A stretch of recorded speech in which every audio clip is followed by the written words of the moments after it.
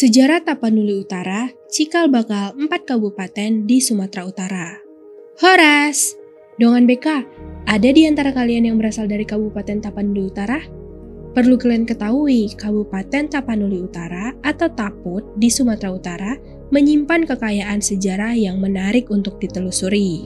Wilayah ini dulunya menjadi bagian dari Kresidenan Tapanuli di masa penjajahan Belanda. Taput telah melalui perjalanan panjang dan berperan penting dalam pembentukan 4 kabupaten lainnya. Seperti apa sih sejarah terbentuknya Kabupaten Tapanuli Utara ini? Berawal dari Kresidenan Tapanuli bentukan Belanda. Berdiri pada tahun 1945, Kabupaten Tapanuli Utara dibentuk di bawah naungan Kresidenan Tapanuli yang dipimpin oleh seorang residen Belanda. Saat itu, Taput termasuk dalam afdeling Bataklanden dan menjadi ibu kotanya. Setelah kemerdekaan, Kabupaten Tapanuli Utara mengalami beberapa perubahan nama dan struktur pemerintahan. Pemerintah pusat menunjuk Dr. Ferdinand Lumban Tobing sebagai residen Tapanuli. Sementara itu, afdeling Bataklanden berganti menjadi Luhak Tanah Batak, lalu mengangkat Cornelis Sihombing sebagai Luhak pertama Tapanuli.